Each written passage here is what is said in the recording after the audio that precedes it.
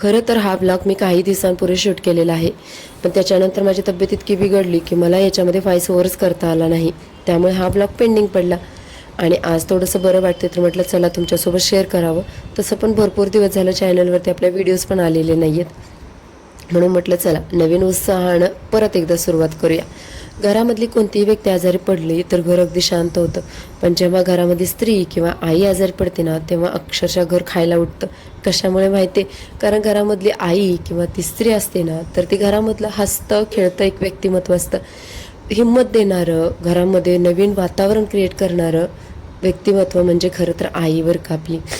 आजारी पडल्यापासून मला माझ्या आईची किती वेळा आठवण झाली असेल तर ते तर विचारायलाच नको. असं वाटत होतं की सगळं बॅग पॅक करावी आणि आईकडे जावं, मस्त आराम करावा आणि तब्येतसुद्धा तिकडे गेल्या व्यवस्थित होईल. पण तसंही करू शकत नाही आहे, कारण आपल्याही छोट्या 2 मुली आहेत, त्यांचं शिक्षण, घरातलं वातावरण, शिवाय हे पण आहेत, यांची तब्येत, त्यांचं रुटीन, हे सगळं आपल्याला फॉलो करावं लागतं. आणि ज्यावेळेस ती स्त्री पूर्ण आजारी पडते, पूर्ण कोलॅप्स होते ना, त्यावेळेस या सगळ्या गोष्टींना पूर्णविराम भेटतो. आता माझ्या आजारपणाचं तुम्हाला खरं कारण सांगू का?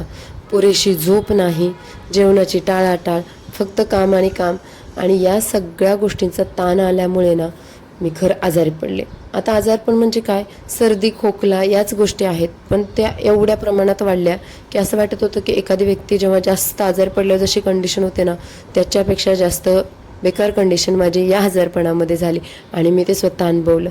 आणि त्याच्यानंतर वाटलं की नाही, आपण आपल्या स्वतःकडे लक्ष देणं खूप गरजेचं आहे. घरातल्या कामामुळे, घरातल्या वातावरणामुळे किंवा मुलांचं बघण्यामध्ये आपण स्वतःला थोडंसं मागे ठेवतो आणि त्यामुळे या गोष्टी घडतात. पण याचा परिणाम परत आपल्याला भोगावा लागतो, कारण का माहिती आहे, मुलंही व्यवस्थित खातपीत नाही आहेत, आपल्याही बॉडीवरती लोड येतो आणि अक्षरशः घर सगळंच बंद पडतं. त्यामुळे स्वतःची काळजी घ्या. या पावसाळ्यामध्ये स्वतःवरती लक्ष द्या आणि पुरेशी झोपसुद्धा घ्या. तर मंडळी, हा होता आजचा ब्लॉग. इथून पुढे आपले ब्लॉग येतील. Bye bye.